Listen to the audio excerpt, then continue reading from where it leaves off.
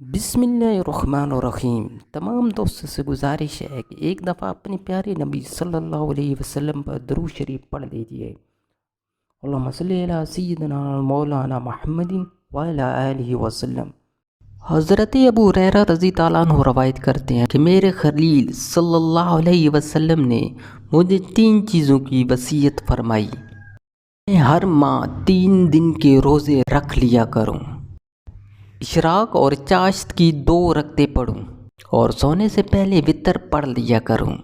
قرآن و حدیث کی خوبصورت ویڈیوز کے لیے ہمارے چینل کو سبسکرائب کریں اور ہماری حوصلہ افزائی کریں۔ جزاک اللہ خیرہ۔